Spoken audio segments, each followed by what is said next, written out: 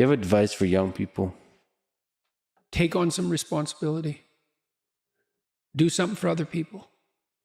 You're doing something for yourself while you're doing that, even if you don't know it, for sure, because you're a community across time. Find something to serve. Somebody to help. Someone to help. To solve. Find a job.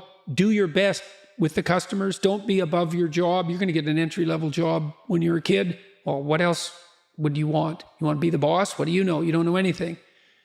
You could be the boss of your job. You know, if you're working in a grocery store, or you're working in a convenience store, assuming you're not working for terrified tyrants, you can be nice to the customers. You can develop your social skills. You can learn how to handle a boss-employee relationship. You can be there 15 minutes early and leave 15 minutes late. Like, you can learn in an entry-level job, man. And I'll tell you, if you take an entry-level job and you learn, and it's a reasonably decent place, you will not be in an entry-level job for long. Because everyone who's competent is desperate for competent people. And if you go and show yourself as competent, there'll be a trial period, but if you go show yourself as competent, all sorts of doors you didn't even know were there will start opening like mad. So you strive for competence, for craftsmanship. Yeah. For discipline. You know, I mean, I said in one of the chapters in my books is focused on putting your house in order. It's like, well, how do you start? Make your bed. You know, it actually took me quite a long time in my life before I made my bed regularly in the morning. Most of my life was in pretty good order, but that was one thing I didn't have in order. My clothes in my closet as well, all that's in order. Not all of it. I'm cleaning out some drawers right now, but look around and see what bugs you in your room. Just look. It's like, okay, I'm in my room. Do I like this room? No, it bugs me. Okay, why? Well, the paint's peeling there, and it's dusty there, and the carpet's dirty, and that corner's kind of ugly, and the light there isn't very good, and my clothes closet's a mess, so I don't even like to open it. Okay, that's a lot of problems. That sucks. That's a lot of opportunity. Pick something and fix it. Something that bugs you. Yeah, but not too much. So the rule is pick something that you know would pick a problem. Pick a solution to it that you know would help, that you could do, that you would do.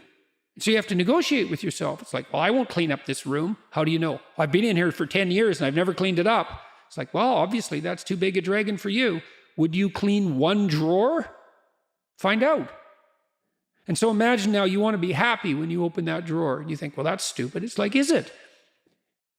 Maybe it's your sock drawer, which I cleaned up in my room the other day, by the way. You're going to open that every morning. Yeah. So that's like 30 seconds of your life every day. Okay, so that's 3 minutes a week. That's 12 minutes a month. That's 2 hours a year.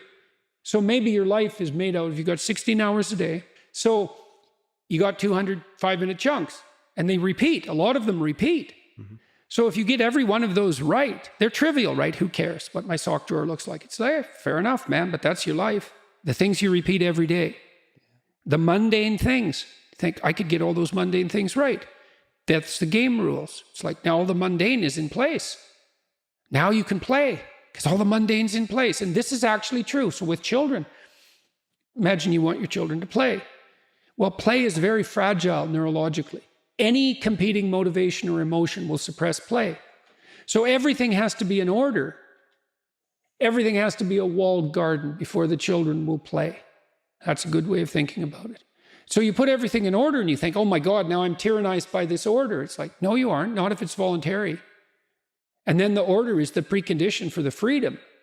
And so then all of a sudden you get all these things in order. It's like, oh, look at this. I've got some room to play here. And then maybe you're not depressed.